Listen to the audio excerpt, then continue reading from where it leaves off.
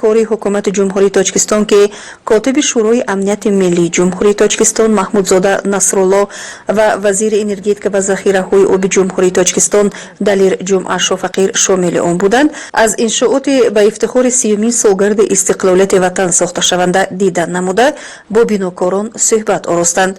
گفته شد که پیشرفت 30 ساله تاجیکستان در شهرکتاب تاریخ وطن ابداً ثبت خواهد شد و هر یک آبادی امروزی تاجیکستان بهترین میراث برای نسل‌های آینده می باشد.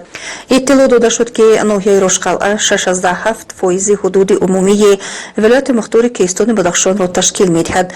مساحت عمومی ناحیه 14000 کیلومتر کوادراتی می باشد و امروز خرد و بزرگ ناحیه راشقلعه چون دیگر ساکنان تاجیکستان به استقبال سزاوار جشن 30مین سالگرد استقلالیت وطن آمادگی کامل دارند.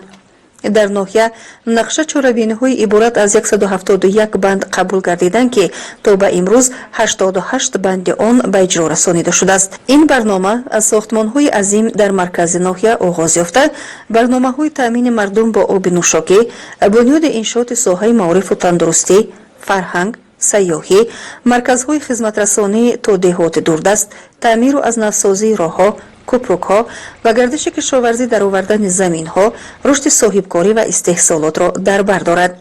در مجموع در حدود ناحیه 10 انشاءات نوی زمانوی بنیاد خواهند یافت که مبلغ‌گذاری نصف این انشاءات مهم را وزارت انرژتیک و ذخیره‌های آب جمهوری تاجیکستان و شرکت برقی ولایت مختار کیستان بدخشان پامیر انرژی بر دوش دارند. مصطفی جمعیف رهبر بخش مرکز تامین نیروی برق در ناحیه راشقلعه قید نمود که به خنکی‌های فصل زمستان نگاه نکرده کارهای ساختمانی در ناحیه راشقلعه با مرام جریان دارند و توسط آنها ده‌ها ساکنان محلی با جای کار موقتی تامین گردیدند. رهبریت ناحیه به گروه کاری حکومت جمهوری تاجیکستان اطلاع داد که همه انشاءات به افتخار سزاوار پیشواز گرفتن 30مین سالگرد استقلالیت وطن سر وقت با صفت بلند مورد بهره برداری مردم قرار داده خواهند شد.